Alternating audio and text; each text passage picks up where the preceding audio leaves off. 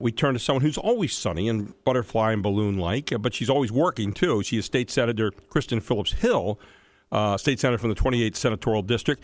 She's always dressed in a very sunny way to reflect her disposition. Good morning, Senator. How are you? Good morning, Gary. It's great to join you and your listeners. And it is indeed a beautiful sunny morning. Now, isn't that a lovely way of introducing you? You have a sunny disposition all the time. I mean, you always have a nice smile, and you're always dressed in very bright colors, which I like. I'm not sure everyone in Harrisburg would agree with that if they're on the other end of debate with me. But I appreciate that you feel that way. I do. We're going to have to send you over some recipes for some good, healthy breakfasts. And it's a crazy month for the General Assembly in June. We got to get that budget done, so I'm trying to eat a little healthier breakfast. There you go. Okay. Well, ready to go. But I know you've got a lot of things you want to talk to me about. Well, a few things today. Passports and expenses and talk to me about. We're coming out of COVID, and obviously there's been talk about these vaccine passports, and a lot of people are a little screwed up saying, what is that all about? And you've been part of talking about banning vaccine passports. Tell us a little bit about that subject and where we stand on it right now in the State Assembly. Right. Legislation that I sponsored with Senator Judy Ward and Senator Michelle Brooks, essentially saying that the state or any local government entity, including counties and school districts, should not require proof of vaccine to go about our day-to-day lives. So whether it be when schools open up this fall, schools aren't going to be asking for your child's vaccine record on COVID-19, or the state saying that in order for you to go have a beer at a bar without a meal, you need to prove that you've been vaccinated. And the good news is that the governor has indicated he doesn't plan to go down this path. Right. But here's what I'm going to say. Over the last 15 months, what we have seen is that the governor would say one thing and then he would do another. Remember when he told us don't gather in large groups of 25 or more people? Right. And then a few hours later, he's marching down the streets in Harrisburg with hundreds of people. And we could go on and on. But the point is that we wanted a reassurance, or better yet, a law to ensure that the state does not go down the path of these so-called vaccine passports. So this is more proactive and preventative because it does, in my getting around, and I get around quite a bit, I have not seen anyone ask for those so far, and thank heaven, because I think people are going pretty much on the honor system. I do see some people wearing masks, for example, at restaurants. Most other people are not. Other places of business, they're not doing it. But yours is more of a concern about if people get into that particular. We don't know how everybody's going to handle coming out of COVID right now, right? And we watched New York create a vaccine passport. It's called the Excelsior Pass. And we have seen often that what happens in New York would trickle down here to Pennsylvania. The other thing that we did is that I had some colleagues that I worked with who had some other ideas for the piece of legislation.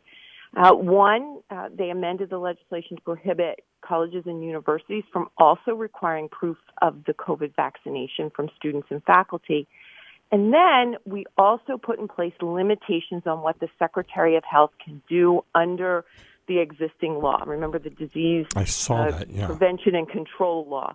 So our bill says the Secretary of Health, and keep in mind, Gary, and your listeners, this secretary is in an acting capacity. Correct. She has not been confirmed by the Senate, so she's only there because of Governor Wolf's appointment. She has not been through the proper confirmation process. The bill says she cannot impose travel restrictions, put back in place stay-at-home orders, or shut down businesses on her own. Right. The voters were really clear last month. Over 63% of York County voters felt very strongly about this. No one individual should have sole power and authority when it comes to how we handle this and any future emergencies. And this bill carries out what we heard on May 18th when voters went to the polls. The House Health Committee approved the bill on Monday. We had great people like Representative Dawn Kiefer from the Dillsburg area. She supported the bill in committee. I'm hoping that the House takes this bill up very soon. And then let's see what the governor says. Should the Secretary of Health wield that much power? Should the state require people to prove they've been vaccinated? Here's what I'm going to say. If you want to get the vaccine, you should get the vaccine. And we've worked, the legislative task force, before they got involved, getting a vaccine was like trying to track down the hottest Christmas toy. If you got the vaccine, it was like finding a Furby back in the late 90s when you were calling every toy store and department store saying, do you have it in stock? And And we really believe the vaccine should not have been like that, but it was before the legislature got involved and streamlined the process based on what we were hearing from constituents in our offices. But here's the thing, Gary. These vaccines are still under emergency use authorization. They do not have the full Food and Drug Administration's approval. Right. And I think for a lot of people, that's the critical difference. The idea that June 28th is coming up here, Kristin, is a big date for a lot of people. And, of course, we're saying, okay, the masks are going to go away. But is there any move to try to make sure we standardize that around the state of Pennsylvania where everybody, as far as a business owner, not as far as the people going to these businesses, but the business owner is going to have to comply with this? So your thoughts about that? Look, we have said for the last year and a half that we trust businesses to make decisions. I'm a free market conservative. I think the best path is to let businesses do what their customers want them to do, and I think they'll respond accordingly.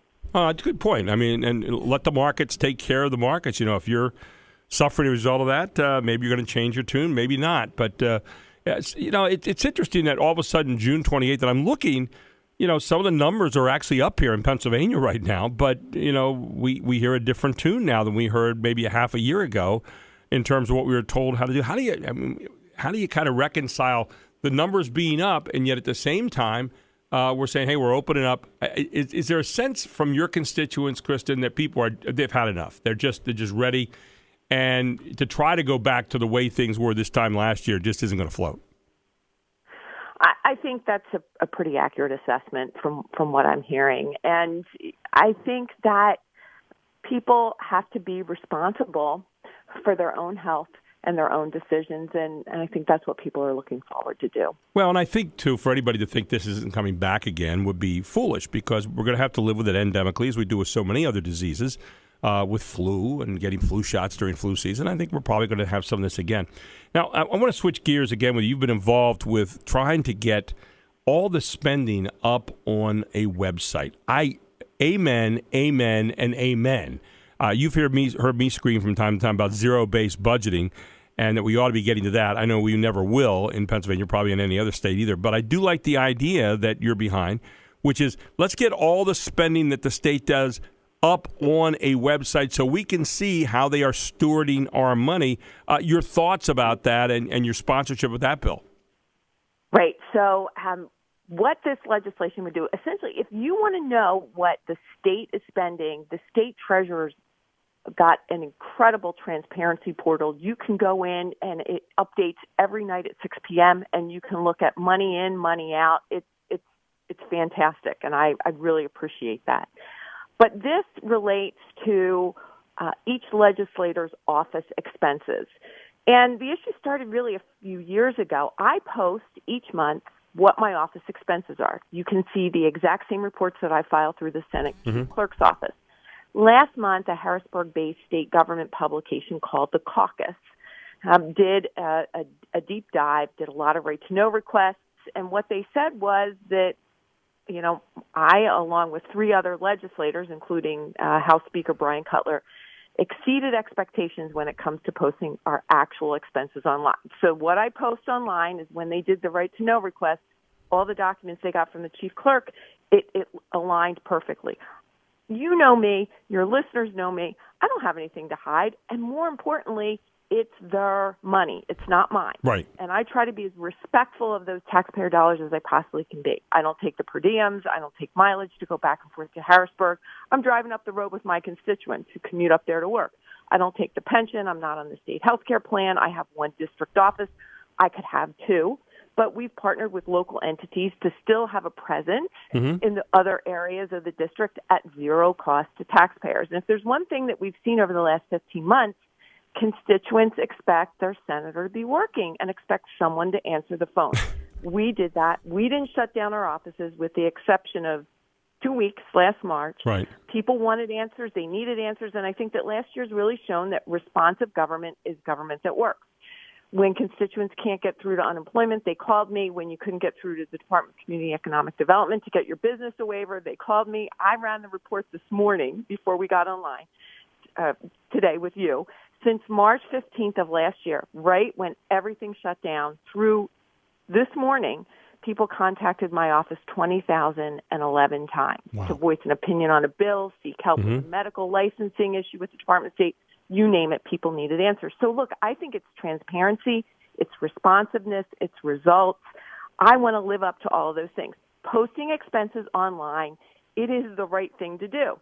So I'm going to give you an example of how much respecting taxpayer dollars means. 20 seconds left in our last segment. session, we're at a hearing. Colleague took us to lunch after we held the hearing out there for this person.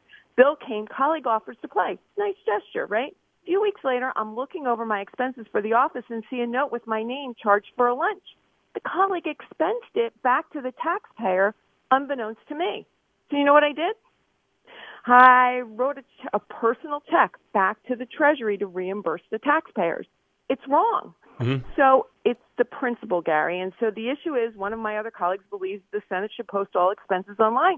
I agree. Yeah. And I do it. You can see them online. Go to my website, senatorkristin.com, select the About section, scroll down to office expenditures, and you'll see it. So this bill is essentially going to implement that for every member of the legislature. Well, and you know what it's about? Very simply, doing your job. Everything should, it's like Mom said, don't ever do something that you wouldn't do in front of me, right? Well, the same thing here for representatives. If you're doing the job in our name, just let us know what you're doing in every single thing. And I like the idea of those minute little expenses that add up, like little lunches and little, other things that happen around the golf, whatever it might be. You can't send that back to the taxpayer. It's not something that we sent there for you to do. And I think that's the point that you're making, and I couldn't agree with you more. Hey, thank you so much for the explanation on both those topics this morning. Really good stuff, Kristin, and we look forward to talking to you again very soon.